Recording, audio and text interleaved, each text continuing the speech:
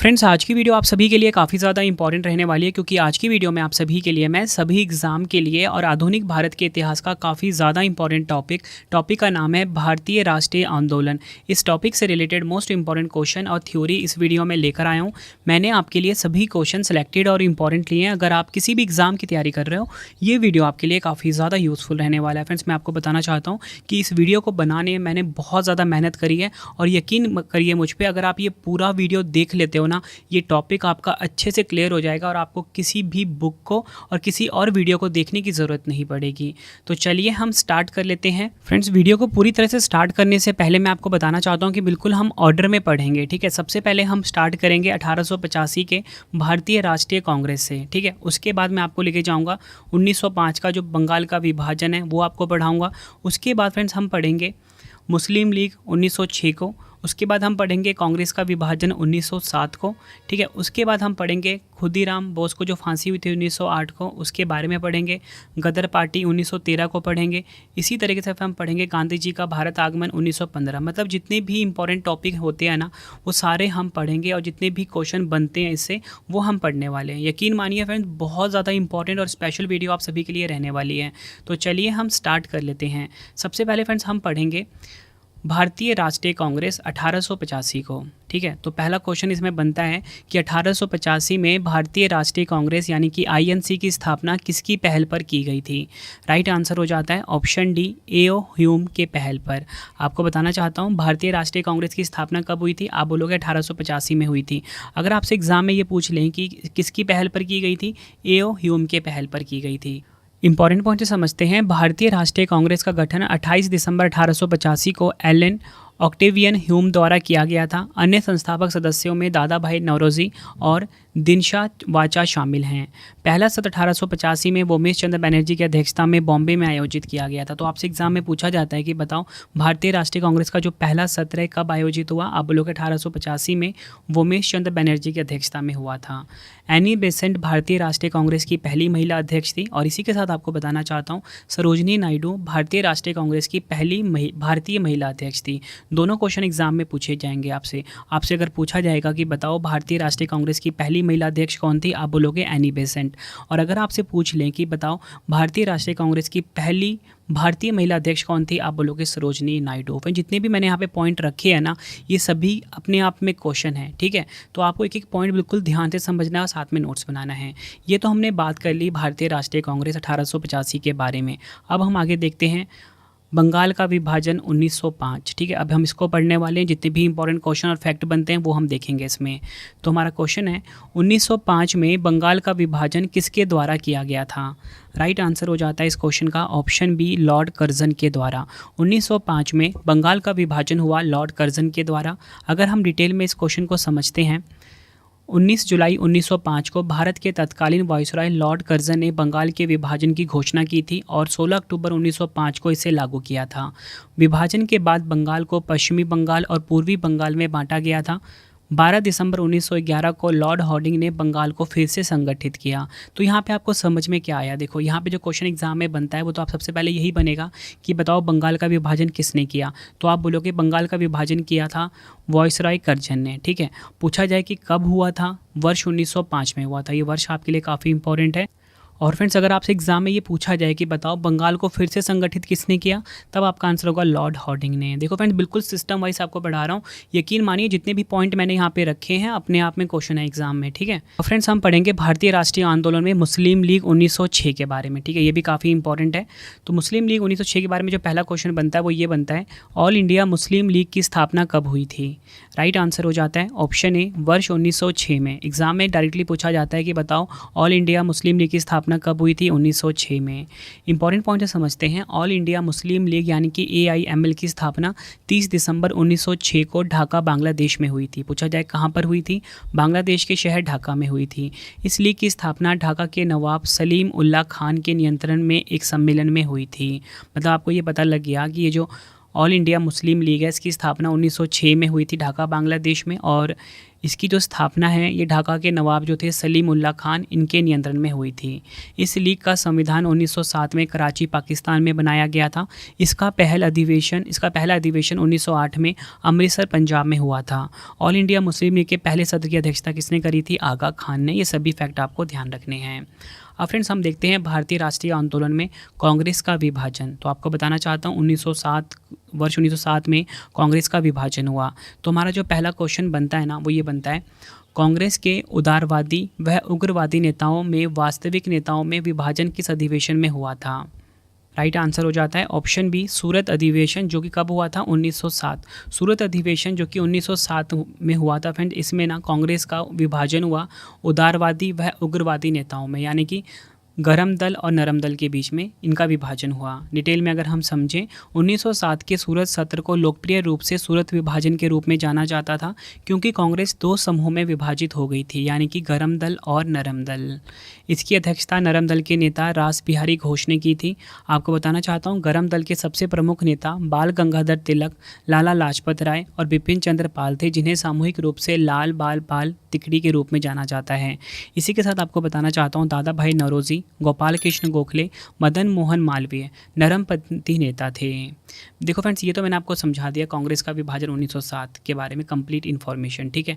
अब हम डिस्कस करते हैं, अगले ही साल खुद्दीराम बोस को फांसी दी गई थी, ठीक है। तो खुद्दीराम बोस की फांसी 1908 को हम समझते हैं, ठीक है। ये भी भारतीय राष्ट्रीय आंदोलन का एक महत्वपूर्ण पार्ट है। तो क्वेश्चन हमारा ये है, खुद्दीराम बोस को निम्नलिखित में से किस जेल में फांसी पर भेजा गया था? काफ़ी बार एग्जाम में ये क्वेश्चन पूछा गया है। राइट आंसर हो जाता है ऑप्शन बी, मुजफ्फरपुर। खुद्दीराम बोस को मुजफ्फरपुर की जेल में फांसी के लिए भेजा गया था। डिटेल में अगर हम समझें, 30 अप्रैल 1908 को खुद्दीराम बोस ने मुजफ्फरपुर में गाड़ी पर बम फेंका था, जिससे मुख्य प्रेसिडेंसी मजिस्ट्रेट डगलस किंग्सफोर्ड की मृत्यु हो गई थी। आगे अगर हम समझें, इस मामले को अलीपुर बम षड्यंत्र केस 1908 के नाम से भी जाना जाता है।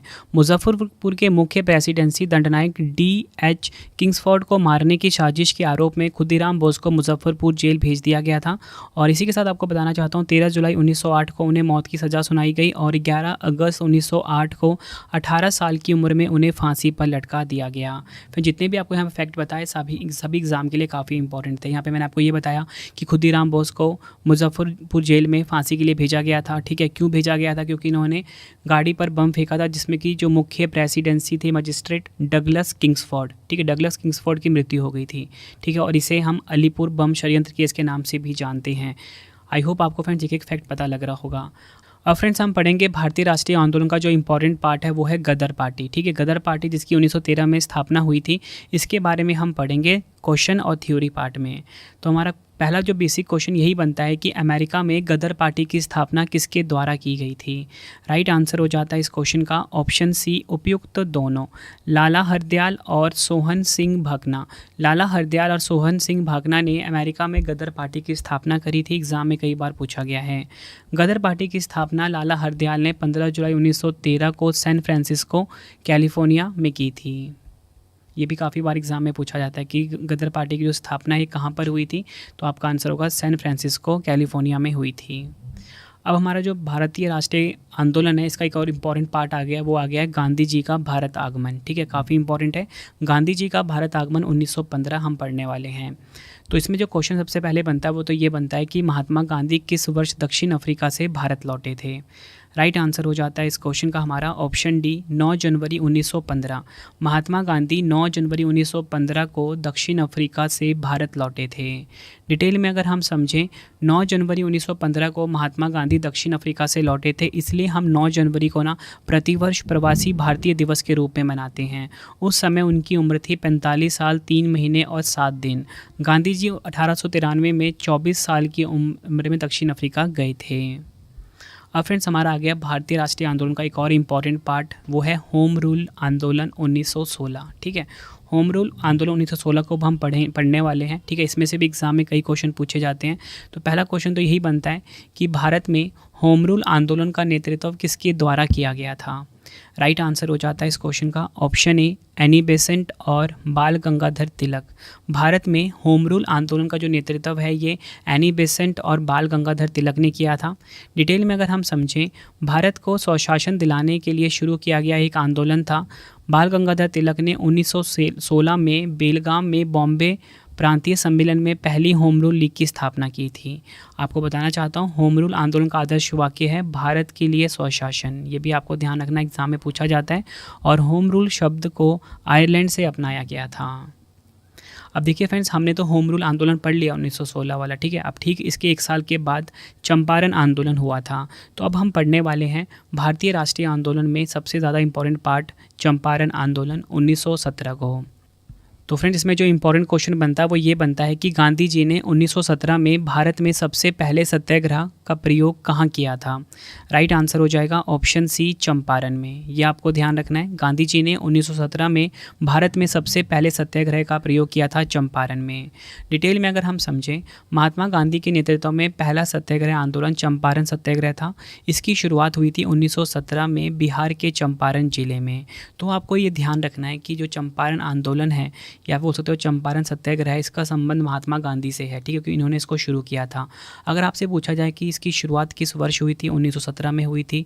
कहाँ पर हुई थी? बिहार के चंपारण जिले में हुई थी। आगे अगर हम समझें, चंपारण सत्याग्रह इसलिए लागू हुआ क्योंकि किसानों को अपनी ज़मीन के एक हिस्से में नील उगाने के लिए मजबूर किया गया था।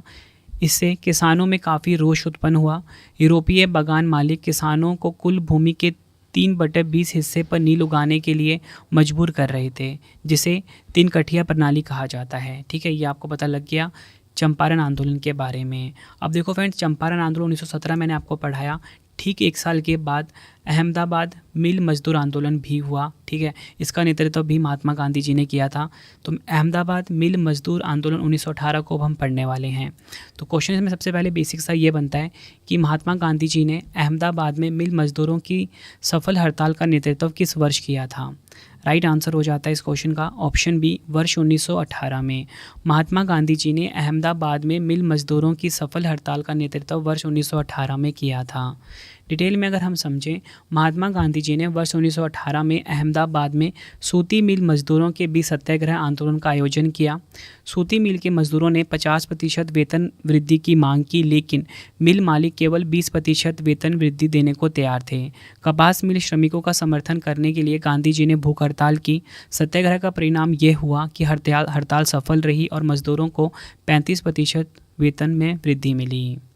देखो फ्रेंड्स, मैंने आपको ये बता दिया अहमदाबाद मिल मजदूर आंदोलन 1918, ठीक है। इसी साल खेड़ा आंदोलन भी हुआ, ठीक है। इसका भी मतलब नेतृत्व महात्मा गांधी ने किया था। तो अब हम पढ़ेंगे खेड़ा आंदोलन 1918 को। तो हमारा जो बेसिक सा क्वेश्चन है वो ये है, सरकार के विरुद्ध शुरू किए गए खेड़ा सत्याग्रह के नेता कौन थे। आंसर हो जाता है ऑप्शन ए महात्मा गांधी जी। सरकार के विरुद्ध जो शुरू हुआ था खेड़ा सत्याग्रह, इसके नेता कौन थे? महात्मा गांधी। डिटेल में अगर हम समझें, खेड़ा सत्याग्रह भूमि राजस्व के भुगतान के संबंध में ब्रिटिश सरकार की दमनकारी नीतियों के विरुद्ध 11 मार्च 1918 में भारत के गुजरात के खेड़ा जिले में शुरू किया गया एक महत्वपूर्ण आंदोलन था। इस आंदोलन को मुख्य मांग राजस्व वसूली में ढील देने की थी। किसानों ने सरकार को राजस्व देने से इनकार कर दिया था। आगे अगर हम डिटेल में समझें, खेड़ा के लोग फसल की विफलता और प्लेग की महामारी के कारण अंग्रेजों द्वारा लगाए गए उच्च करों का भुगतान करने में असमर्थ थे। गांधी जी और वल्लभ भाई पटेल के नेतृत्व में खेड़ा किसान आंदोलन का नेतृत्व किया गया था। देखो फ्रेंड्स, ये तो मैंने आपको बता दिया खेड़ा आंदोलन 1918 के बारे में, ठीक है। जो भी इंपॉर्टेंट पॉइंट थे मैंने आपको क्वेश्चन के माध्यम से भी समझा रहा हूँ, और जो भी एक्स्ट्रा क्वेश्चन बनते हैं ना, वो मैं आपको थ्योरी के पार्ट में समझा रहा हूँ। इसलिए मैं आपको अभी भी कह रहा हूँ कि जितने भी ये पॉइंट यहाँ पे मैं लिख रहा हूँ ना इंपॉर्टेंट पॉइंट में, ये अपने आप में ही क्वेश्चन है, ठीक है। आपसे पूछ लेंगे, बताओ कि खेड़ा आंदोलन किस वर्ष शुरू हुआ था। आप बोलोगे 1918 में शुरू हुआ था। किस राज्य में? गुजरात राज्य में, ठीक है। उद्देश्य भी आपको पता लग गया क्यों शुरू किया गया था। राजस्व वसूली में ढील देने के लिए इसको शुरू किया गया था, ठीक है। अब हम ना देखो 1918 में खेड़ा आंदोलन हुआ। ठीक इसके 1 साल के बाद भारतीय राष्ट्रीय आंदोलन का एक और इम्पॉर्टेंट टॉपिक आ जाता है, रॉलेट एक्ट 1919। ये काफ़ी इंपॉर्टेंट है, इसमें से एग्जाम में क्वेश्चन काफ़ी ज़्यादा आते हैं, तो इसको आप बिल्कुल ध्यान से समझना। तो इसमें जो मैंने पहला क्वेश्चन आपके लिए फ्रेम किया है ना, वो ये किया है, रॉलेट एक्ट का उद्देश्य क्या था। राइट आंसर हो जाता है इस क्वेश्चन का ऑप्शन सी, सरकार द्वारा बिना मुकदमा दायर किए गए किसी व्यक्ति को बंदी बनाना। रॉलेट एक्ट का उद्देश्य क्या था? सरकार द्वारा बिना मुकदमा दायर किए किसी व्यक्ति को बंदी बनाना, ये इसका मुख्य उद्देश्य था। अब देखिए जो जो क्वेश्चन एग्जाम में बनते हैं वो मैंने यहाँ पे आपके लिए रखे हैं। तो रॉलेट एक्ट को 6 फरवरी 1919 को पारित किया गया था, ये आपको ध्यान रखना है। और आगे अगर हम पढ़ें, इस अधिनियम के तहत सरकार को किसी भी संदिग्ध को बिना मुकदमे के जेल में डालने और सजा देने का अधिकार दिया गया था। महात्मा गांधी ने इसे ब्लैक एक्ट कहा था। इस अधिनियम को लॉर्ड चैम्सफोर्ड के कार्यकाल में पारित किया गया था। तो आपसे एग्जाम में पूछा जाता है कि बताओ ये जो रॉलेट एक्ट है किस वर्ष पारित किया गया था? आप बोलोगे 1919 में पारित किया गया था। उद्देश्य मैंने आपको बता दिया इसका। महात्मा गांधी ने किस एक्ट को ब्लैक एक्ट कहा था? तो आप बोलोगे रॉलेट एक्ट को कहा था। पूछा जाएगा कि बताओ कि जो रॉलेट एक्ट है ये किसके कार्यकाल में पारित हुआ था? तो आप बोलोगे लॉर्ड चैम्सफोर्ड के कार्यकाल में पारित हुआ था। देखो फ्रेंड्स, रॉलेट एक्ट के विरोध में ना भारत में कई कई जगह पे ना आंदोलन हो रहे थे, ठीक है। तो इसी का एक आंदोलन हो रहा था गुजरात में जलियांवाला बाग में, ठीक है। तो अब ये जो हम पढ़ने वाले हैं ना ये काफ़ी इंपॉर्टेंट है। रॉलेट एक्ट 1919 के ठीक उसी साल जलियांवाला बाग हत्याकांड हुआ था, ठीक है। इसको हम ध्यान से समझते हैं, जलियांवाला बाग 1919 को। पहला क्वेश्चन बनता है बेसिक साइंस में कि जलियांवाला बाग हत्याकांड की घटना कब हुई थी? राइट आंसर हो जाता है ऑप्शन ए, 13 अप्रैल 1919 को जलियांवाला बाग हत्याकांड हुआ था। ये आपको ध्यान रखना है। अब देखिए जो जो मैं आपको क्वेश्चन अभी बता रहा हूँ ना, ध्यान से आपने समझना है। ये सभी के सभी पॉइंट ना MCQ फॉर्म में एग्जाम में पूछे जाते हैं। पहला इंपॉर्टेंट पॉइंट है कि जलियांवाला बाग हत्याकांड को अमृतसर नरसंहार भी कहा जाता है। 13 अप्रैल 1919 को यह हुआ था। बैसाखी के दिन ब्रिटिश सेना ने जलियांवाला बाग में निहत्थे भारतीयों पर गोलियां चला दी थी, जिसके परिणाम स्वरूप वहां सैकड़ों लोग मारे गए। इस घटना के पीछे की वजह भारतीय स्वतंत्रता समर्थक नेताओं डॉक्टर सैफुद्दीन किचलू और डॉक्टर सत्यपाल की गिरफ्तारी थी। मतलब क्या हुआ था फ्रेंड्स, मैंने आपको बताया था ना कि 1919 में रॉलेट एक्ट आया था, ठीक है। तो रॉलेट एक्ट में क्या था? सरकार द्वारा बिना मुकदमा दायर किए किसी भी व्यक्ति को बंदी बनाना।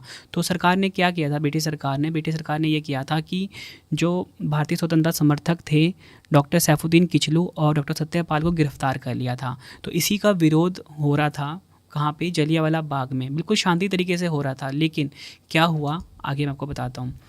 इस हत्याकांड के लिए पंजाब के lieutenant governor Michael O'Dwyer को सीधे तौर पर जिम्मेदार ठहराया गया था। इस हत्याकांड के बाद महात्मा गांधी जी ने केसर ए हिंद की उपाधि लौटा दी थी और इस हत्याकांड के बाद रविन्द्रनाथ टैगोर ने अपना नाइटहुड सम्मान वापस कर दिया था। मतलब फ्रेंड्स यहाँ पे जो शांतिपूर्ण तरीके से जो आंदोलन हो रहा था ना जलियांवाला बाग में, इसमें क्या किया, जो जनरल डायर था उसने लोगों पे गोलियां चला दी, ठीक है। मैंने यहाँ पे आपको बताया ना, जिसमें कि कई लोग मारे गए, कई सैकड़ों लोग मारे गए।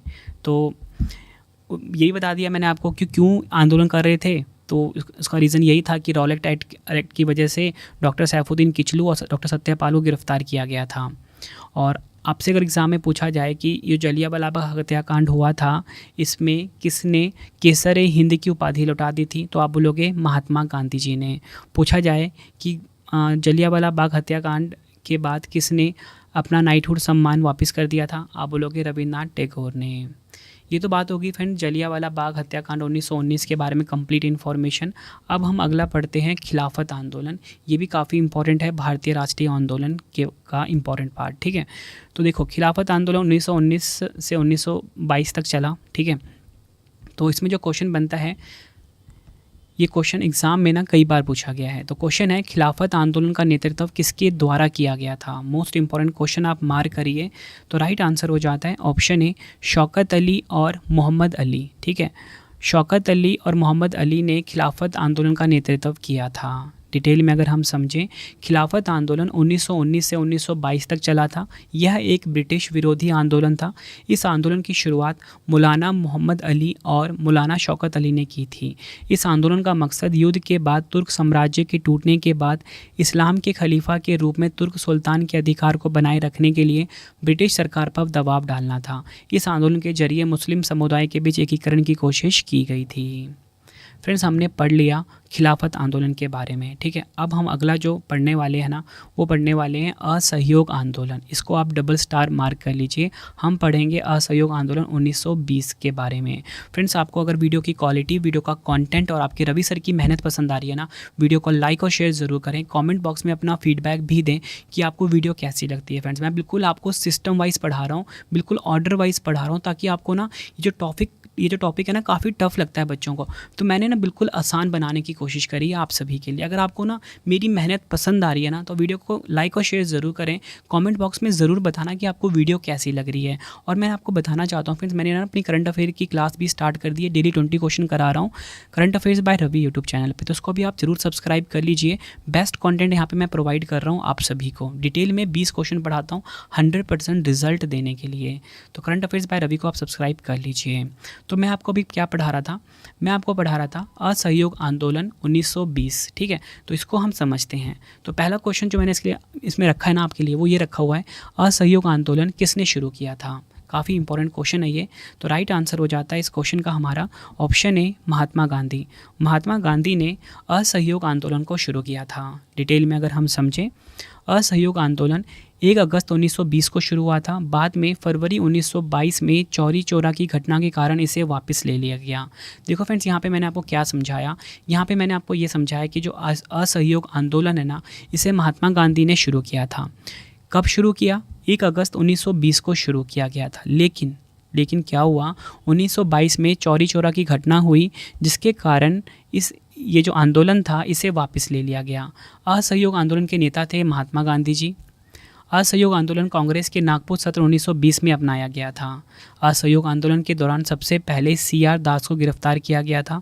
असहयोग आंदोलन शुरू करने से पहले गांधी जी ने केसर-ए-हिंद पुरस्कार को लौटा दिया था। ये भी आपको ध्यान रखना है। देखो फ्रेंड्स, मैंने आपको असहयोग आंदोलन करवा दिया 1920, ठीक है। ठीक इसके बाद हुआ चौरी चौरा घटना 1922। तो अब हम पढ़ने वाले हैं भारतीय राष्ट्रीय आंदोलन का इम्पॉर्टेंट पार्ट, चौरी चौरा घटना के बारे में। तो चौरी चौरा घटना 1922 में हुआ था, ये आपको ध्यान रखना है। तो इसमें जो हमारा क्वेश्चन है पहला, वो ये है कि चौरी चौरा घटना कब हुई थी।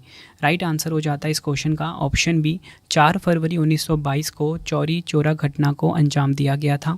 डिटेल में अगर हम समझें, चौरी चौरा की घटना के कारण महात्मा गांधी जी ने 12 फरवरी 1922 को असहयोग आंदोलन वापस ले लिया था।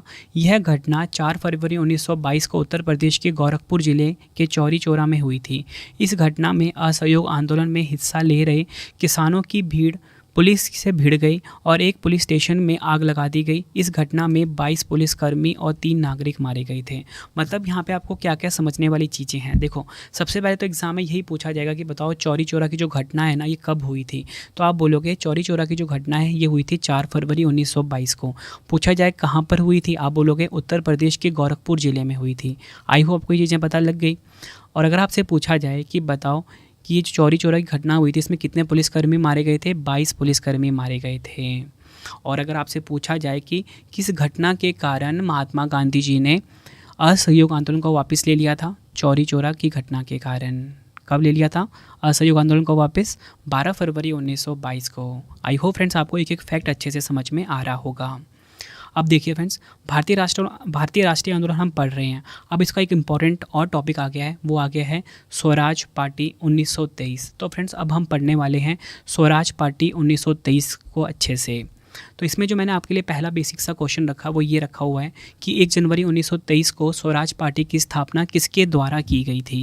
राइट आंसर हो जाता है इस क्वेश्चन का हमारा, राइट आंसर हो जाएगा ऑप्शन ए, देश बंधु चित्तरंजन दास और मोतीलाल नेहरू। ये आपको ध्यान रखना है कि 1 जनवरी 1923 को स्वराज पार्टी की स्थापना करी थी देश बंधु चित्तरंजन दास और मोतीलाल नेहरू ने।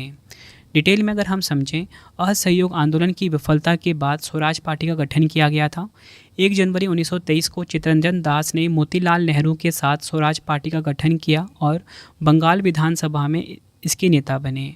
आपको बताना चाहता हूँ, स्वराज पार्टी ने भारत के लिए एक संविधान बनाने की मांग की थी। स्वराज पार्टी का जो प्रथम अधिवेशन है इलाहाबाद में हुआ था, एग्जाम में पूछा जाता है, ठीक है। उद्देश्य भी आपको पता लग गया कि स्वराज पार्टी ने भारत के लिए एक संविधान बनाने की मांग की थी। आगे अगर हम समझें, काफ़ी इंपॉर्टेंट लाइन आपको बता रहा हूँ मैंने आपको ये तो बताया कि 1923 में स्वराज पार्टी की स्थापना हुई, किसने करी ये भी आपको मैंने बता दिया, ठीक है। और इसका प्रथम अधिवेशन कहाँ पर हुआ ये भी मैंने आपको बता दिया। 1923 वाला कंप्लीट हुआ। अब 1924 आया, तो मैं आपको बताना चाहता हूँ 1924 में महात्मा गांधी जी ने भारतीय राष्ट्रीय कांग्रेस के जो बेलगाम अधिवेशन है इसकी अध्यक्षता की थी। बेलगाम अधिवेशन महात्मा गांधी जी की अध्यक्षता वाला एकमात्र कांग्रेस अधिवेशन था। तो यहाँ पे आपको क्या समझ में आया कि जो बेलगाम अधिवेशन है ना, ये 1924 में हुआ था और महात्मा गांधी जी ने इसकी अध्यक्षता करी थी। तो आपसे पूछा जाएगा कि महात्मा गांधी जी ने किस राष्ट्रीय कांग्रेस की अध्यक्षता करी थी, आप बोलोगे बेलगाम अधिवेशन की। और ये अध्यक्षता जो थी ना फ्रेंड्स, ये एकमात्र कांग्रेस अधिवेशन ऐसा था जिसमें महात्मा गांधी ने अध्यक्षता करी थी। ये भी आपको ध्यान रखना है, इसलिए काफ़ी इंपॉर्टेंट हो जाता है बेलगाम अधिवेशन। हम पढ़ रहे हैं भारतीय राष्ट्रीय आंदोलन, ठीक है। तो अब हम पढ़ने वाले हैं भारतीय राष्ट्रीय आंदोलन में साइमन कमीशन, काफ़ी इंपॉर्टेंट है, इसको भी आप डबल स्टार मार्क करिए, ठीक है। तो साइमन कमीशन 1928 हम पढ़ने वाले हैं। तो इसमें जो मैंने आपके लिए पहला बेसिक क्वेश्चन रखा है वो ये रखा है, बताओ साइमन कमीशन भारत कब आया था। राइट आंसर हो जाता है इस क्वेश्चन का ऑप्शन ए, 3 फरवरी 1928 को साइमन कमीशन भारत आया था। हर एग्ज़ाम में ना ये क्वेश्चन हर साल रिपीट होता है। मैंने आपको ये बताया कि साइमन कमीशन भारत कब आया, 3 फरवरी 1928 को। इंपॉर्टेंट पॉइंट इसको समझते हैं, काफ़ी सारे क्वेश्चन एग्जाम में ना साइमन कमीशन से पूछे जाते हैं। तो साइमन कमीशन को साल 1927 में ब्रिटिश सरकार ने भारत सरकार अधिनियम 1919 की समीक्षा के लिए नियुक्त किया था। यह आयोग 1928 में भारत आया था। इस आयोग का गठन संवैधानिक सुधारों का अध्ययन करने और भारत सरकार की सिफारिशें देने के लिए किया गया था। आगे अगर हम समझें, इस आयोग को सर जॉन साइमन की अध्यक्षता के बाद लोकप्रिय रूप से साइमन कमीशन के नाम से जाना जाता है, ठीक है। आयोग आपको पता लग गया कि जो साइमन कमीशन है ये इसका नाम साइमन कमीशन क्यों पड़ा, ये आपको पता लग गया, ठीक है। यह एक श्वेत आयोग था, मतलब इसमें जितने भी थे सभी गोरे थे, कोई भी इसमें भारतीय नहीं था। तो मैं आपको समझाता हूँ, यह एक श्वेत आयोग था क्योंकि इसमें कोई भी भारतीय सदस्य नहीं था। इस आयोग में ब्रिटेन के 7 सांसद थे। ये एग्जाम में डायरेक्टली क्वेश्चन पूछा जाता है। मैं आपको अभी भी बता रहा हूँ फ्रेंड्स, मैं आपको हर बार नहीं बताऊँगा कि ये पॉइंट आपके लिए इंपॉर्टेंट है, बस आपको समझ जाना है कि यहाँ पर जो भी पॉइंट लिखा है ना आपके रवि सर ने, MCQ क्वेश्चन जो होता है उसको 1 लाइनर फॉर्मेट में कन्वर्ट किया है। इसलिए अभी बार बार आपको मैं कह रहा हूँ, हर एक पॉइंट यहाँ पे काफ़ी इंपॉर्टेंट है, ठीक है। तो आपसे पूछा जाएगा कि बताओ ये जो साइमन कमीशन वाला जो आयोग था, ठीक है, इसमें तो एक भी भारतीय सदस्य नहीं थे। पूछा जाएगा कि इस आयोग में ब्रिटेन के कितने सांसद थे, आप बोलोगे 7 सांसद थे। ब्रिटिश सरकार द्वारा भेजे गए साइमन कमीशन का बहिष्कार किया गया। क्यों किया गया आपको पता लग गया होगा, क्योंकि इसमें कोई भी भारतीय सदस्य नहीं था। तो मैंने यहाँ पे लिखा है, ब्रिटिश सरकार द्वारा भेजे गए साइमन कमीशन का बहिष्कार किया गया क्योंकि इस आयोग में किसी भी भारतीय को शामिल नहीं किया गया था। इस आयोग ने मई 1930 में अपनी 2 वॉल्यूम्स रिपोर्ट प्रकाशित की थी। ये आपको ध्यान रखना है। मैंने आपको भारतीय राष्ट्रीय आंदोलन का सबसे इंपॉर्टेंट पार्ट था साइमन कमीशन 1928, ये अच्छे से समझा दिया। जो भी क्वेश्चन बनते थे वो भी आपको समझा दिए। अब हम पढ़ेंगे भारतीय राष्ट्रीय आंदोलन में दांडी मार्च 1930, ठीक है। तो मैंने आपके लिए जो पहला क्वेश्चन रखा है ना वो ये रखा हुआ है, गांधी जी ने अपना प्रसिद्ध दांडी मार्च कहाँ से शुरू किया। राइट आंसर हो जाता है इस क्वेश्चन का ऑप्शन बी, साबरमती आश्रम। गांधी जी ने अपना प्रसिद्ध दांडी मार्च जो है ये साबरमती आश्रम से शुरू किया। इंपॉर्टेंट पॉइंट समझते हैं, 12 मार्च 1930 को गांधी जी ने साबरमती आश्रम से दांडी तक दांडी मार्च निकाला। महात्मा गांधी जी ने 6 अप्रैल 1930 को गुजरात के दांडी के समुद्र तट पर नमक कानून तोड़ा था। गांधी जी के दांडी मार्च के समय भारत का वायसराय लॉर्ड इरविन था। और आपको बताना चाहता हूँ, दांडी मार्च 240 मील यानी कि 390 किलोमीटर लंबा था और इस मार्च की शुरुआत गांधी जी ने अपने 78 भरोसेमंद स्वयंसेवकों के साथ की थी। अब बताता हूँ मैं आपको क्वेश्चन एग्जाम में कितने सारे आते हैं दांडी मार्च से। पहला क्वेश्चन तो आपसे यही पूछा जाएगा कि गांधी जी ने अपना प्रसिद्ध दांडी मार्च कहाँ से शुरू किया। आप बोलोगे साबरमती से शुरू किया। कहाँ तक था ये, दांडी तक था। ये पता लग गया। पूछा जाए कि बताओ दांडी मार्च गांधी जी ने कब शुरू किया, वर्ष 1930 में शुरू किया। ये भी आपको पता लग गया। और अगर आपसे पूछा जाए कि बताओ गांधी जी के दांडी मार्च के समय भारत के वाइसरॉय कौन थे, लॉर्ड इरविन थे। अगर आपसे पूछा जाए दांडी मार्च जो था, जो कि साबरमती आश्रम से दांडी तक का था, इसकी लंबाई कितनी थी, 240 मील यानी कि 390 किलोमीटर। अगर आपसे पूछा जाए कि जो दांडी मार्च था इसमें गांधी जी के कितने स्वयंसेवक शामिल हुए थे, 78 शामिल हुए थे। फ्रेंड देखो, आपको ना खुद भी पता लग रहा होगा कि जो मैंने कंटेंट रखा है ना आपके लिए, ये किस लेवल का कंटेंट आपके लिए रखा है, ठीक है। अगला हम पढ़ेंगे अभी भारतीय राष्ट्रीय आंदोलन में प्रथम गोलमेज सम्मेलन, ठीक है। ये तो अपने आप में ही काफ़ी इंपॉर्टेंट है। 3 गोलमेज सम्मेलन हुए थे, प्रथम, द्वितीय, तृतीय, तीनों को हम पढ़ेंगे, ठीक है। तो हम अब पढ़ने वाले हैं भारतीय राष्ट्रीय आंदोलन का काफ़ी इंपॉर्टेंट पार्ट, जो कि है प्रथम गोलमेज सम्मेलन 1930-31। तो मैंने आपके लिए जो क्वेश्चन बनाया है इसमें वो ये बनाया है, लंदन में ब्रिटिश सम्राट द्वारा प्रथम गोलमेज सम्मेलन का उद्घाटन कब किया गया था। राइट आंसर हो जाता है इस क्वेश्चन का ऑप्शन ए 12 नवंबर 1930। लंदन में ब्रिटिश सम्राट द्वारा प्रथम गोलमेज सम्मेलन का उद्घाटन हुआ था 12 नवंबर 1930 को। डिटेल में अगर हम समझें, प्रथम गोलमेज सम्मेलन 12 नवंबर 1930 से 19 जनवरी 1931 तक लंदन के royal gallery house of lords में आयोजित किया गया था। कहाँ पर आयोजित किया गया था? लंदन में आयोजित किया गया था। इसका उद्घाटन किया था जॉर्ज पंचम ने और इसकी अध्यक्षता ब्रिटिश प्रधानमंत्री रामसे मैकडॉनल्ड ने की थी। आगे अगर हम समझें, प्रथम गोलमेज सम्मेलन के दौरान लॉर्ड इरविन भारत के वॉइसरॉय थे। तो आपसे पूछा जाता है कि बताओ, प्रथम गोलमेज सम्मेलन जब हुआ था उस समय भारत के वॉइसरॉय कौन थे? इरविन वॉइसरॉय थे। इस सम्मेलन में भारत के कुल 74 प्रतिनिधियों ने हिस्सा लिया था, जिनमें 58 राजनीतिक नेता और 16 रियासतों के सदस्य शामिल थे। भारतीय राष्ट्रीय कांग्रेस ने इस सम्मेलन में हिस्सा नहीं लिया था, ये आपको ध्यान रखना है। तो मैंने आपको यहाँ पे ये समझाया कि जो प्रथम गोलमेज सम्मेलन है ना, ये 1930 से 1931 तक चला। ठीक है, शुरू कब हुआ? 1930 में शुरू हुआ। तो ये डेट आपको ध्यान रखनी है। और अगर आपसे पूछा जाए कि कहाँ पर आयोजित हुआ था, लंदन में आयोजित हुआ था। पूछा जाए कि इसका उद्घाटन किसने किया था? जॉर्ज पंचम ने किया था। इसकी अध्यक्षता किसने करी थी? ब्रिटिश प्रधानमंत्री रामसे मैकडॉनल्ड ने करी थी। भारत के वॉइसरॉय कौन थे इस टाइम? तो लॉर्ड इरविन थे। और इस सम्मेलन में भारत के कितने प्रतिनिधियों ने भाग लिया? 74। पूछा जाए कि क्या भारतीय राष्ट्रीय कांग्रेस ने इसमें शामिल हुए थे? तो आप बोलोगे नहीं हुए थे। मैंने आपको प्रथम गोलमेज सम्मेलन पढ़ा दिया। ठीक है, अब हम पढ़ने वाले हैं भारतीय राष्ट्रीय आंदोलन का अगला इंपॉर्टेंट टॉपिक, वो है द्वितीय गोलमेज सम्मेलन 1931। तो देखिए, क्वेश्चन ये बनता है, द्वितीय गोलमेज सम्मेलन में कांग्रेस का प्रतिनिधित्व किसके द्वारा किया गया था? मतलब आपको ये पता लग गया कि जो दूसरा गोलमेज सम्मेलन था ना, इसमें कांग्रेस शामिल हुई थी, है ना, मतलब भारतीय राष्ट्रीय कांग्रेस में शामिल हुई थी। तो पूछा गया कि बताओ, कांग्रेस का प्रतिनिधित्व किसके द्वारा किया गया था? राइट आंसर हो जाता है इस क्वेश्चन का ऑप्शन बी, महात्मा गांधी जी के द्वारा। डिटेल में अगर हम समझें, द्वितीय गोलमेज सम्मेलन 7 सितंबर 1931 से 1 दिसंबर 1931 तक लंदन में आयोजित किया गया था। इस सम्मेलन में महात्मा गांधी जी ने भारतीय राष्ट्रीय कांग्रेस का प्रतिनिधित्व किया था और सरोजनी नायडू ने भारतीय महिलाओं का। आपको पता लग गया कि भारतीय महिलाओं का प्रतिनिधित्व किसने किया था? सरोजनी नायडू ने। इस सम्मेलन की अध्यक्षता यूनाइटेड किंगडम के प्रधानमंत्री रामसे मैकडॉनल्ड ने करी थी। फ्रेंड्स, ये आपको मैंने द्वितीय गोलमेज सम्मेलन भी अच्छे से समझा दिया। जो भी इंपॉर्टेंट क्वेश्चन थे सब कुछ मैंने आपको यहाँ पे बताया कि इस सम्मेलन की अध्यक्षता करी थी महात्मा गांधी जी ने और महिलाओं की तरफ से करी थी सरोजनी नायडू ने। ठीक है, कब ये हुआ था? 1931 में हुआ था।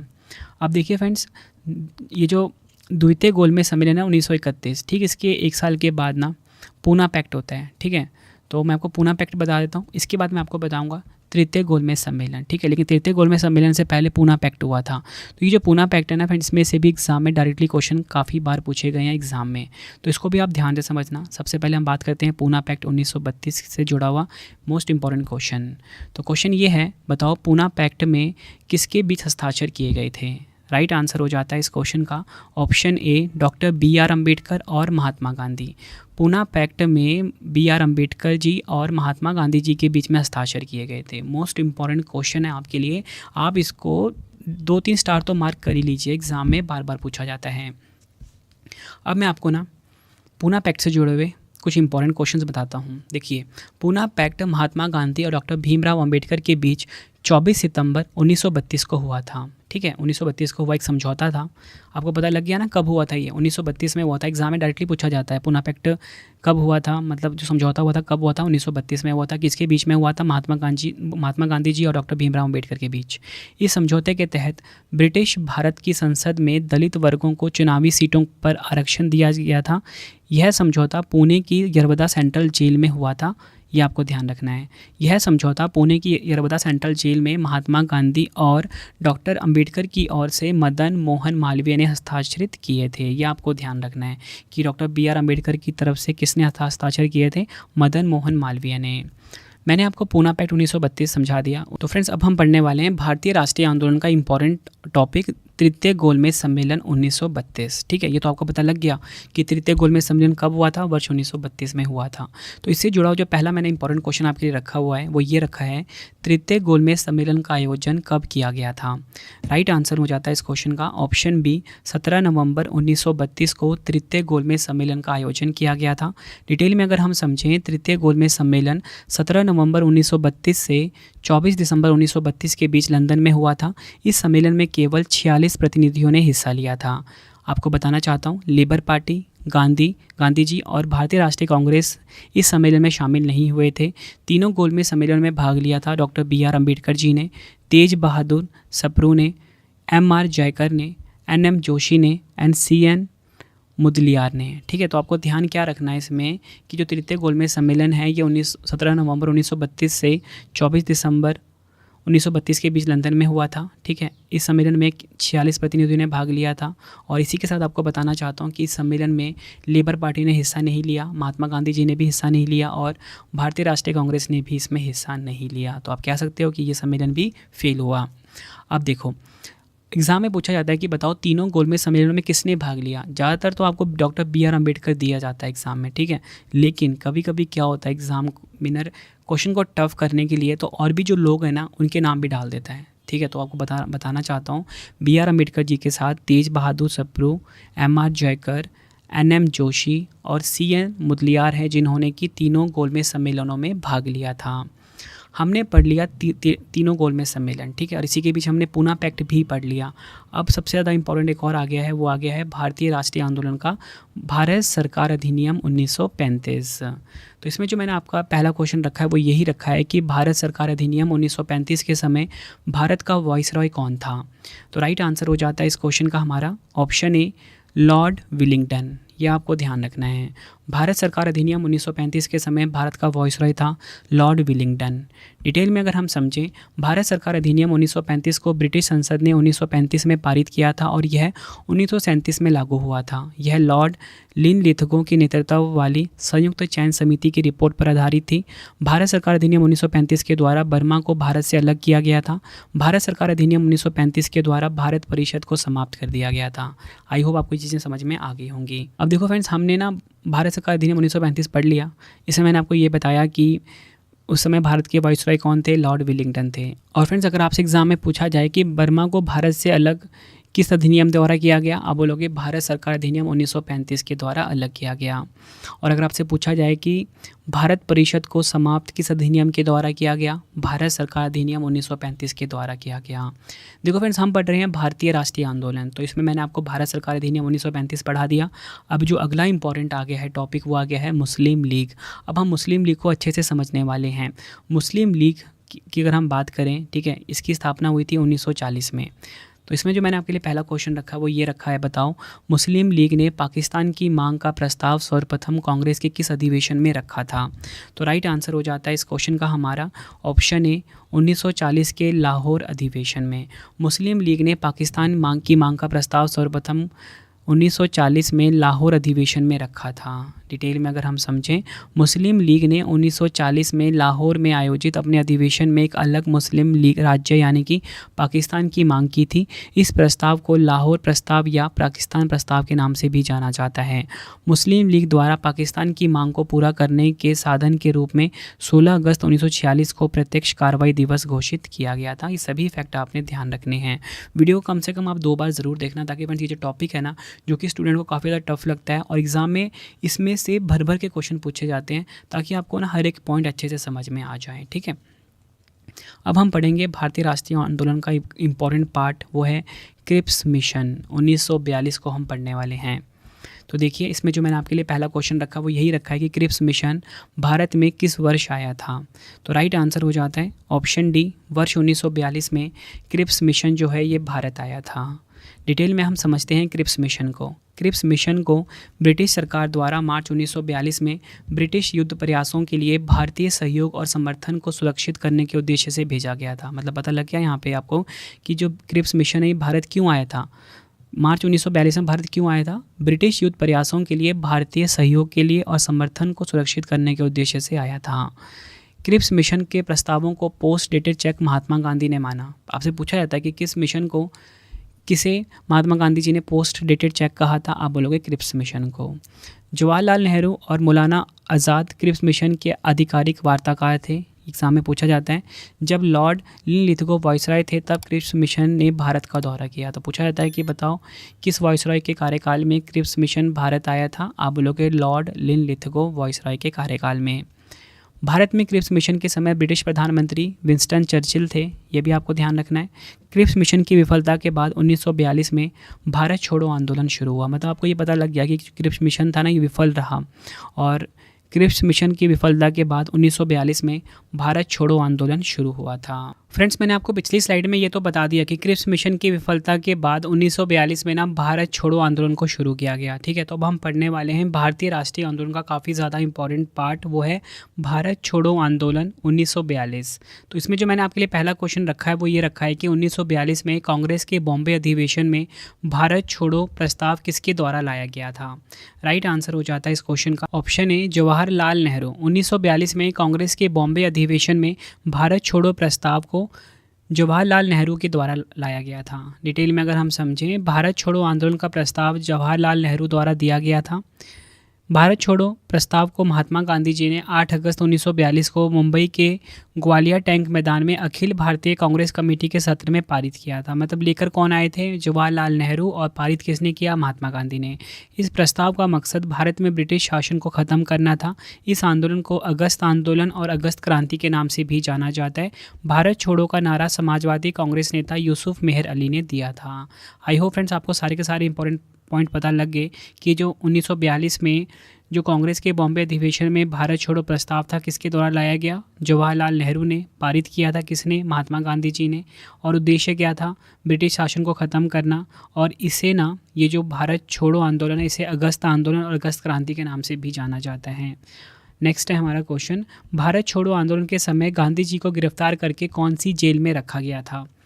राइट आंसर हो जाएगा ऑप्शन सी, पूना जेल में। ये आपको ध्यान रखना है।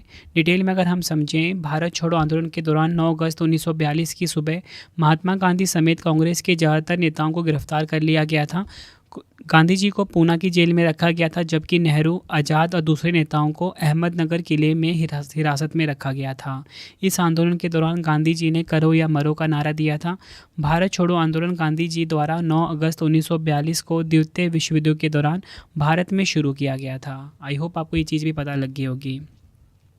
नेक्स्ट है हमारा, अगस्त आंदोलन के दौरान अंग्रेज़ों ने कौन सा ऑपरेशन शुरू किया था?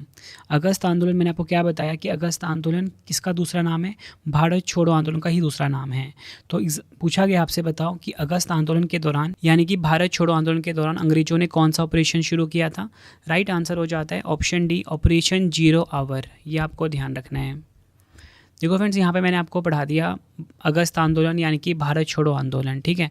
और ये मैंने आपको बताया था 1942 में हुआ था। तो इसके बाद हम पढ़ने वाले हैं अभी शिमला सम्मेलन 1945, ठीक है। ये भी काफ़ी इंपॉर्टेंट है, एग्जाम में क्वेश्चन बनते हैं इसमें से। तो हमारा क्वेश्चन है, शिमला सम्मेलन किस वर्ष में आयोजित किया गया था? राइट आंसर हो जाता है ऑप्शन सी, वर्ष 1945 में शिमला सम्मेलन आयोजित किया गया था। डिटेल में अगर हम समझें, शिमला सम्मेलन भारत शिमला में वाइसरॉय लॉर्ड वेवेल और ब्रिटिश भारत के प्रमुख राजनीतिक नेताओं के बीच एक बैठक थी। शिमला सम्मेलन में कुल 22 प्रतिनिधियों ने हिस्सा लिया था।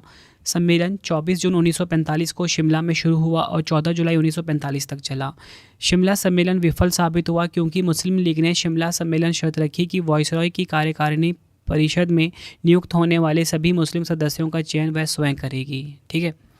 अब देखो फ्रेंड्स, मैंने आपको ये बता दिया कि शिमला सम्मेलन 1945 में हुआ था और ये फेल हो गया था, ठीक है। तो ठीक इसके 1 साल के बाद कैबिनेट मिशन योजना आई। कैबिनेट मिशन योजना हम पढ़ेंगे 1946 को। तो इसमें जो पहला क्वेश्चन आपके रखा वो मैंने यही रखा है कि कैबिनेट मिशन योजना किस वर्ष में स्थापित की गई थी? राइट आंसर हो जाता है इस क्वेश्चन का हमारा ऑप्शन डी, वर्ष 1946 में कैबिनेट मिशन योजना जो है ये स्थापित की गई थी। कैबिनेट मिशन भारत में संविधान निर्माण के तरीके पर विचार विमर्श करने के लिए साल 1946 में आया था। इसका मकसद भारत को शांतिपूर्ण तरीके से सत्ता हस्तांतरित करना और संविधान बनाने पर आम सहमति बनाना था। इस मिशन की घोषणा इंग्लैंड के प्रधानमंत्री क्लेमेंट एटली ने की थी। 24 मार्च 1946 को ब्रिटिश कैबिनेट के 3 सदस्य lord Pethick Lawrence, sir Stafford Cripps और एवी अलेक्जेंडर भारत आए थे। ठीक है, मैंने आपको यहाँ पे क्या बताया कि जो कैबिनेट मिशन योजना है ये 1946 में स्थापित हुई थी, ये आपको ध्यान रखना है। इसका मकसद क्या था? भारत को शांतिपूर्ण तरीके से सत्ता हस्तांतरित करना और संविधान बनाने पर आम सहमति बनाना था। इस मिशन की घोषणा किसने करी थी? इंग्लैंड के प्रधानमंत्री क्लेमेंट एटली ने। और 24 मार्च 1946 को ब्रिटिश कैबिनेट के 3 सदस्य भारत आए थे। कौन कौन? Lord Pethick Lawrence, sir Stafford Cripps और एवी अलेक्जेंडर। अब देखिए फ्रेंड्स, मैंने आपको ना कैबिनेट मिशन योजना पढ़ा दिया। ठीक है, अब आ गया हमारा भारतीय राष्ट्रीय आंदोलन का एक और इम्पॉर्टेंट पार्ट, वो आ गया है भारतीय स्वतंत्रता अधिनियम 1947, जो कि है हमारा आखिरी। ठीक है, और इसके बाद हम सभी इंपॉर्टेंट क्वेश्चन पढ़ने वाले हैं। उससे पहले मैं आपको बताना चाहता हूँ फ्रेंड्स कि अगर आपको आपके रवि सर की ई बुक्स बाय करनी है, current affairs, polity, geography, history या फिर आधुनिक भारत के इतिहास की, तो हमारी वेबसाइट है www.ravibookspdf.com। यहाँ पे जाके आप हमारी ऑल सब्जेक्ट की ई बुक को बाय करके अपने एग्जाम की तैयारी को बहुत मजबूत बना सकते हो। बेस्ट कंटेंट रखा है आपके रवि सर ने अपनी ई बुक्स में। ठीक है, तो यहाँ पे आपको polity, geography, history, all subject की बुक मिल जाती है। वेबसाइट पे जाइए www.ravibookspdf.com। कम टाइम में अपने एग्जाम की आप तैयारी को मजबूत बना सकते हो। साथ में फ्रेंड्स, अगर आपको डेली करंट अफेयर का टेस्ट लगाना है तो आपको क्या करना है? मोबाइल एप्लीकेशन इंस्टॉल करना है हमारा रवि स्टडी जी के नाम से। ठीक है, इसे इंस्टॉल कर लीजिए। यहाँ पे आपको फ्री टेस्ट में जाके आप डेली करंट अफेयर का टेस्ट लगा सकते हो। बाकी कोई भी अगर आपको पेड वीडियो कोर्स चाहिए वो आपको यहाँ पे मिल जाता है हमारी वेबसाइट के, हमारी एप्लीकेशन के ऊपर। तो चलिए फ्रेंड्स, अब हम देख लेते हैं भारतीय स्वतंत्रता अधिनियम 1947 के बारे में। तो इसमें जो क्वेश्चन है, किस कानून द्वारा भारत और पाकिस्तान को 2 स्वतंत्र राष्ट्रों में विभाजित किए गए थे? आंसर हो जाता है इस क्वेश्चन का हमारा ऑप्शन ए, भारतीय स्वतंत्रता अधिनियम 1947। डिटेल में अगर हम समझें, भारत का विभाजन 1947 में ब्रिटिश भारत का विभाजन था, जिसके साथ ही पाकिस्तान का भी निर्माण हुआ।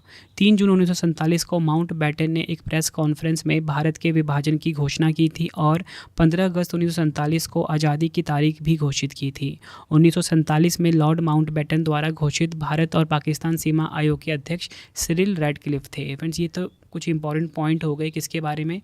भारतीय स्वतंत्रता अधिनियम 1947 के बारे में। फ्रेंड्स, इसी तरीके से जितने भी इंपॉर्टेंट टॉपिक थे ना भारतीय राष्ट्रीय आंदोलन से जुड़े हुए, वो मैंने आपको करवाए। देखो फ्रेंड्स, यहाँ पे ना कुल मिला के मैंने आपको 30 से ज़्यादा इंपॉर्टेंट टॉपिक करवाए हैं। ठीक है, भारतीय राष्ट्रीय आंदोलन में, जो कि छोटे छोटे टॉपिक थे।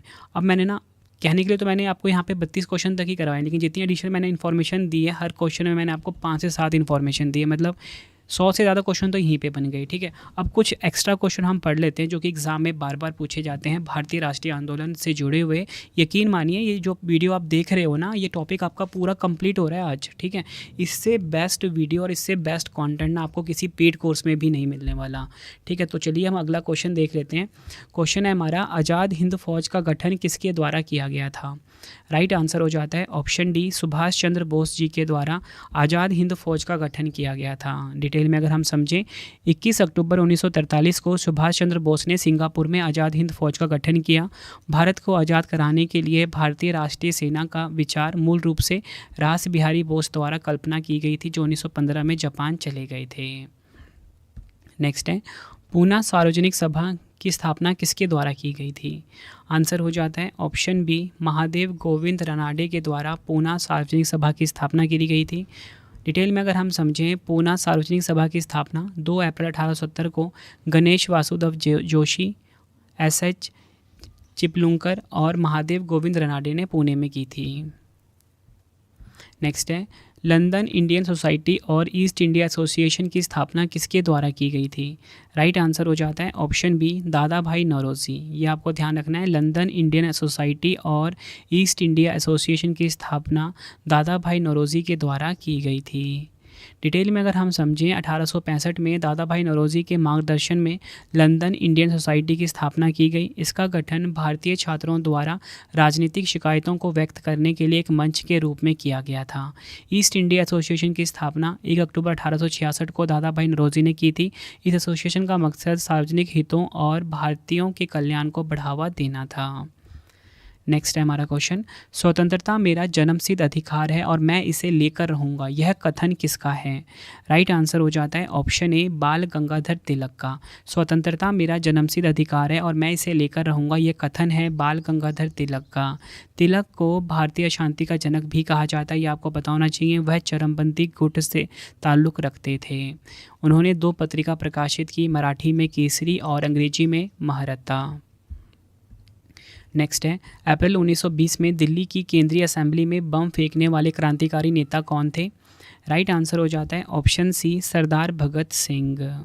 डिटेल में अगर हम समझें, 8 अप्रैल 1929 को भगत सिंह और बटुकेश्वर दत्त ने दिल्ली स्थित केंद्रीय विधानसभा में बम फेंके। बटुकेश्वर दत्त के खिलाफ केंद्रीय विधानसभा बम मामला दायर किया गया था। उन्होंने केंद्रीय विधानसभा हॉल में आगंतुक गैलरी में इंकलाब जिंदाबाद के नारे लगाने शुरू कर दिए थे। अगला क्वेश्चन है हमारा, निम्नलिखित में से किसने तीनों गोलमेज सम्मेलनों में भाग लिया? राइट आंसर हो जाता है इस क्वेश्चन का option A, B R Ambedkar ji. B R Ambedkar ji ने तीनों गोलमेज सम्मेलनों में भाग लिया था। अगला क्वेश्चन है, महात्मा गांधी जी ने किस गोलमेज सम्मेलन में भाग लिया था? राइट आंसर हो जाता है ऑप्शन बी, द्वितीय गोलमेज सम्मेलन में महात्मा गांधी जी ने भाग लिया था। नेक्स्ट है, कांग्रेस के उग्रवादी तथा उदारवादी नेताओं में पुनः मेल किस अधिवेशन में हुआ था? आंसर हो जाता है ऑप्शन ए, लखनऊ अधिवेशन 1916 में। डिटेल में अगर हम समझें, 1916 में भारतीय राष्ट्रीय कांग्रेस के लखनऊ अधिवेशन की अध्यक्षता अंबिका चरण मजूमदार ने की थी। नेक्स्ट है, सिपाही विद्रोह के समय भारत का गवर्नर जनरल कौन था? राइट आंसर हो जाता है ऑप्शन ए, लॉर्ड कैनिंग सिपाही विद्रोह के समय भारत का गवर्नर जनरल था। 1857 का सिपाही विद्रोह 10 मई 1857 को मेरठ में शुरू हुआ था। यह विद्रोह ब्रिटिश ईस्ट इंडिया कंपनी के शासन के खिलाफ बंगाल प्रेसिडेंसी के सिपाहियों ने शुरू की थी। यह विद्रोह 20 जून 1858 को ग्वालियर में ख़त्म हुआ था। अगला है हमारा क्वेश्चन, यंग इंडिया पुस्तक के लेखक कौन हैं? राइट आंसर हो जाता है इस क्वेश्चन का option B, Lala Lajpat Rai young India पुस्तक के लेखक हैं। नेक्स्ट है, लखनऊ समझौता कब हुआ था? राइट आंसर हो जाता है ऑप्शन सी, वर्ष 1916 में लखनऊ समझौता हुआ था। 1916 का लखनऊ समझौता भारतीय राष्ट्रीय कांग्रेस और मुस्लिम लीग के बीच एक समझौता था। 1916 के लखनऊ समझौते पर बाल गंगाधर तिलक और मोहम्मद अली जिन्ना के बीच हस्ताक्षर हुए। 1916 में भारतीय राष्ट्रीय कांग्रेस के लखनऊ अधिवेशन की अध्यक्षता अंबिका चरण मजूमदार ने की थी। नेक्स्ट है हमारा क्वेश्चन, वर्ष 1857 के संदर्भ में किसे उसके मित्र ने धोखा दिया तथा अंग्रेजों द्वारा बंदी बनाकर मार दिया गया था? राइट आंसर हो जाता है इस क्वेश्चन का हमारा option C, Tatya Tope. Detail में अगर हम समझें, तात्या टोपे को नरवर के राजा मान सिंह ने धोखा दिया था। एग्जाम में कई बार पूछा जाता है। नेक्स्ट है हमारा क्वेश्चन, कांग्रेस द्वारा पूर्ण स्वाधीनता का प्रस्ताव कब और कहां पारित किया गया था? राइट आंसर हो जाता है ऑप्शन डी, कांग्रेस का जो लाहौर अधिवेशन 1929 है, इसमें पूर्ण स्वाधीनता का प्रस्ताव पारित किया गया था। भारतीय राष्ट्रीय कांग्रेस ने 19 दिसंबर 1929 को अपने लाहौर सत्र में पूर्ण स्वराज यानी कि पूर्ण स्वतंत्रता का प्रस्ताव पारित किया था। इस अधिवेशन में जवाहरलाल नेहरू को कांग्रेस का अध्यक्ष चुना गया था। 31 दिसंबर 1929 को नेहरू ने रावी नदी के किनारे तिरंगा फहराया और पूर्ण स्वराज की मांग की। उन्होंने 26 जनवरी 1930 को स्वतंत्रता के लिए निर्धारित तिथि बताई थी।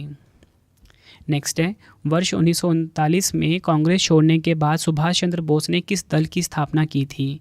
राइट आंसर हो जाता है इस क्वेश्चन का ऑप्शन डी, फॉरवर्ड ब्लॉक की। वर्ष 1939 में कांग्रेस छोड़ने के बाद सुभाष चंद्र बोस ने फॉरवर्ड ब्लॉक की स्थापना की थी। ऑल इंडिया फॉरवर्ड ब्लॉक एक वामपंथी राष्ट्रवादी राजनीतिक पार्टी है जिसकी स्थापना 1939 में सुभाष चंद्र बोस ने पश्चिम बंगाल में की थी। अगला क्वेश्चन एग्जाम के लिए काफ़ी इंपॉर्टेंट क्वेश्चन है ये, गांधी इरविन समझौता कब हुआ था? राइट आंसर हो जाता है इस क्वेश्चन का ऑप्शन डी, 5 मार्च 1931 को गांधी इरविन समझौता हुआ था। गांधी इरविन समझौता भारत के सविनय अवज्ञा आंदोलन से संबंधित था। इस समझौते पर 5 मार्च 1931 को महात्मा गांधी और लॉर्ड इरविन ने हस्ताक्षर किए थे। गांधी इरविन समझौते के अनुसार गांधी जी ने सविनय अवज्ञा आंदोलन स्थगित कर दिया और दूसरे गोलमेज सम्मेलन में भाग लेने के लिए सहमत हुए। नेक्स्ट है हमारा क्वेश्चन, कांग्रेस संगठन उदारवादी तथा उग्रवादी गुटों में कब विभाजित हुआ था? राइट आंसर हो जाता है इस क्वेश्चन का ऑप्शन ए, 1907 में। कांग्रेस संगठन उदारवादी तथा उग्रवादी गुटों में 1907 में विभाजित हुआ था। सूरत विभाजन 1907 में सूरत में हुए कांग्रेस के वार्षिक अधिवेशन के रूप में भी जाना जाता है। सूरत अधिवेशन ने कांग्रेस के भीतर उदारवादी और चरमपंथी नामक क्रांतिकारियों की 2 शाखाओं का निर्माण किया। नेक्स्ट है हमारा क्वेश्चन, डॉक्टर राजेंद्र प्रसाद के अनुसार पाकिस्तान के जनक कौन थे? राइट आंसर हो जाता है इस क्वेश्चन का ऑप्शन सी, लॉर्ड मिंटो। आपको बताना चाहता हूँ, पाकिस्तान के जनक थे डॉक्टर राजेंद्र प्रसाद के अनुसार। नेक्स्ट है 18 फरवरी 1946 को जल सेना के द्वारा खुला विद्रोह कहाँ पर किया गया था। काफ़ी इंपॉर्टेंट क्वेश्चन है ये भी। राइट आंसर हो जाता है ऑप्शन बी बॉम्बे में। 18 फरवरी 1946 को जल सेना के द्वारा खुला विद्रोह जो है ये बॉम्बे महाराष्ट्र में हुआ था। नौसैनिक जहाज़, याद रखना है आपको, नौसैनिक जहाज़ HMIS तलवार पर नौसेना के अधिकारियों ने रहने की स्थिति और उन्हें दिए जाने वाले भोजन का विरोध करना शुरू कर दिया। विरोध 18 फरवरी 1946 को शुरू हुआ। नेक्स्ट है इंडियन मुस्लिम लीग की स्थापना कब की गई थी। राइट आंसर हो जाता है ऑप्शन ए, वर्ष 1906 में इंडियन मुस्लिम लीग की स्थापना हुई थी। ऑल इंडिया मुस्लिम लीग का गठन ढाका बांग्लादेश में 30 दिसंबर 1906 को हुआ था। यह एक राजनीतिक दल था जो पाकिस्तान को अलग मुस्लिम बहुल राष्ट्र के रूप में स्थापित करने के लिए ब्रिटिश शासन के दौरान स्थापित किया गया था। मोहम्मद अली जिन्ना दल के नेता थे। नेक्स्ट है हमारा क्वेश्चन, द्विराष्ट्र सिद्धांत का प्रतिपादन किसके द्वारा किया गया था। राइट आंसर हो जाता है ऑप्शन डी, मोहम्मद अली जिन्ना के द्वारा। डिटेल में अगर हम समझें, द्विराष्ट्र सिद्धांत को सर सैयद अहमद खान का वास्तविक जनक माना जाता है। हालांकि 20वीं सदी की शुरुआत में पाकिस्तान के संस्थापक मोहम्मद अली जिन्ना ने भी सिद्धांत का प्रस्ताव रखा था। अगला क्वेश्चन, भारत सेवक समाज के संस्थापक कौन थे। आंसर हो जाता है ऑप्शन डी, गोपाल कृष्ण गोखले भारत सेवक समाज के संस्थापक थे। डिटेल में अगर हम समझें, भारत सेवक समाज या the servants of India society का गठन पुणे महाराष्ट्र में 12 जून 1905 को गोपाल कृष्ण गोखले द्वारा की गई थी। समाज का उद्देश्य भारत के नागरिकों के लिए स्वैच्छिक सेवा के रास्ते खोजना और विकसित करना था। नेक्स्ट है हमारा क्वेश्चन, डेक्कन एजुकेशन सोसाइटी की स्थापना किसके द्वारा की गई थी। राइट आंसर हो जाता है इस क्वेश्चन का ऑप्शन सी, ए और बी दोनों। बाल गंगाधर तिलक और गोपाल गणेश अगरकर के द्वारा डेक्कन एजुकेशन सोसाइटी की स्थापना की गई थी। डेक्कन एजुकेशन सोसाइटी की स्थापना साल 1884 में पुणे में हुई थी, यह भी आपको ध्यान रखना है। नेक्स्ट है हमारा क्वेश्चन, संपूर्ण भारत में प्रथम स्वाधीनता दिवस कब मनाया गया था। राइट आंसर हो जाता है ऑप्शन बी, 26 जनवरी 1930 को। फ्रेंड्स, आप ना हमारा टेलीग्राम भी ज्वाइन कर लेना, रवि स्टडी जीके नाम से, जहाँ पे आपको डेली जीके की एक शीट दी जाती है रिवीजन के लिए, और साथ में ही करंट अफेयर्स का PDF भी दिया जाता है। रवि स्टडी जीके नाम से हमारा टेलीग्राम है। नेक्स्ट है, बंगाल में क्रांतिकारी नेताओं द्वारा किस संस्था की स्थापना की गई थी। राइट आंसर हो जाता है ऑप्शन बी, अनुशीलन समिति। नेक्स्ट है, कांग्रेस के प्रथम अधिवेशन की अध्यक्षता किसके द्वारा की गई थी। राइट आंसर हो जाता है ऑप्शन बी, व्योमेश चंद्र बनर्जी के द्वारा कांग्रेस का जो प्रथम अधिवेशन था इसकी अध्यक्षता करी गई थी। नेक्स्ट है, वर्नाक्यूलर प्रेस एक्ट किसके शासन में पारित किया गया था। आंसर हो जाएगा ऑप्शन ए, लॉर्ड लिटन के कार्यकाल में। अगला क्वेश्चन, मुझ पर किया गया लाठी का एक एक प्रहार ब्रिटिश साम्राज्य के कफन में कील बनकर रहेगा, ऐसा किसने कहा था। आंसर हो जाएगा ऑप्शन सी, लाला लाजपत राय ने। डिटेल में अगर हम समझें, लाला लाजपत राय को शेर ए पंजाब के नाम से भी जाना जाता था। 19 मई 1894 को लाला लाजपत राय ने पंजाब नेशनल बैंक की स्थापना करी थी, ये भी आपको ध्यान रखना है। अगला क्वेश्चन है हमारा, हंटर कमेटी की नियुक्ति सरकार द्वारा किस घटना की जांच के लिए की गई थी। राइट आंसर हो जाता है ऑप्शन बी, जलियांवाला बाग हत्याकांड की जांच के लिए हंटर कमेटी की नियुक्ति सरकार द्वारा की गई थी। अगला क्वेश्चन, मुस्लिम लीग द्वारा मुक्ति दिवस कब मनाया गया था। आंसर हो जाता है ऑप्शन बी, 22 दिसंबर 1939। अगला क्वेश्चन, केसरी और मराठा समाचार पत्र किसने निकाले थे। राइट आंसर हो जाता है ऑप्शन ए, बाल गंगाधर तिलक ने केसरी और मराठा समाचार पत्र जो थे ये निकाले थे। नेक्स्ट है, भारतीय राष्ट्रीय कांग्रेस की स्थापना के समय भारत का गवर्नर कौन था। आंसर हो जाएगा ऑप्शन बी, लॉर्ड डफरिन। भारतीय राष्ट्रीय कांग्रेस की स्थापना के समय भारत के गवर्नर थे लॉर्ड डफरिन। अगला क्वेश्चन, गांधी जी द्वारा किस पत्रिका का संपादन किया गया था। आंसर हो जाएगा ऑप्शन ए, हरिजन। नेक्स्ट है हमारा क्वेश्चन, जलियांवाला बाग हत्याकांड के विरोध में सर नाइटहुड का खिताब किसके द्वारा वापस कर दिया गया था। आंसर हो जाता है ऑप्शन बी, रविंद्रनाथ टैगोर के द्वारा नाइटहुड की जो उपाधि थी ये वापस कर दी गई थी। अगला क्वेश्चन, इंडियन सिविल सर्विसेज की परीक्षा पास करने वाले पहले भारतीय कौन थे।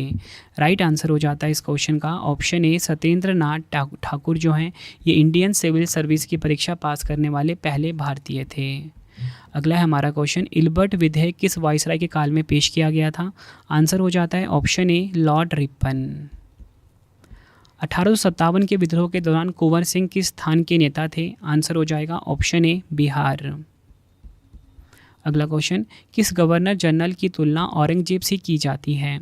आंसर हो जाता है option D Lord Curzon. Lord Curzon की तुलना जो है ये औरंगजेब से की जाती है, ये आपको ध्यान रखना है।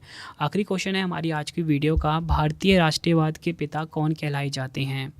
तो राइट आंसर हो जाता है इस क्वेश्चन का ऑप्शन ए महात्मा गांधी। फ्रेंड्स, ये आपको मैंने मोस्ट इंपॉर्टेंट 70 क्वेश्चन करवाए, ठीक है, बिल्कुल थ्योरी से समझाया मैंने आपको, बिल्कुल टॉपिक वाइज समझाया। आई होप आपका ये वीडियो जो आपको वीडियो मैंने आपके लिए लेकर आया था इसमें आपका ये टॉपिक अच्छे से क्लियर हो गया होगा। अगर आपको वीडियो की क्वालिटी, वीडियो का कंटेंट और आपके रवि सर की मेहनत पसंद आई है, वीडियो को लाइक और शेयर ज़रूर करें। कमेंट बॉक्स में अपना फीडबैक भी देना कि वीडियो कैसी लगी है। 2 क्वेश्चन का आप टेस्ट दे दीजिए कमेंट बॉक्स में। तो पहला क्वेश्चन है 1905 में बंगाल का विभाजन किसके द्वारा किया गया था? 4 ऑप्शन है आपके पास।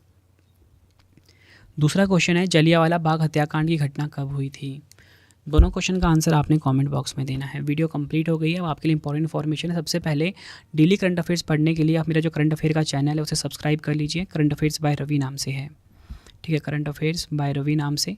यहाँ पे मैं डेली के 20 क्वेश्चन करंट अफेयर्स में पढ़ा रहा हूँ आपको 100% रिजल्ट के लिए, ठीक है। कोई भी आप चैनल देखते हो वहाँ पे 8 से 10 क्वेश्चन ही पढ़ाए जाते हैं, लेकिन मेरा यूट्यूब का ये ऐसा पहला चैनल है जहाँ पे डेली के 20 क्वेश्चन करंट अफेयर के पढ़ाए जा रहे हैं, ताकि आपका ना एग्जाम में कोई भी क्वेश्चन छूटे ना। तो current affairs by Ravi YouTube channel को आप सब्सक्राइब करके अपने एग्जाम की तैयारी को आप बहुत मजबूत बना सकते हो, ठीक है।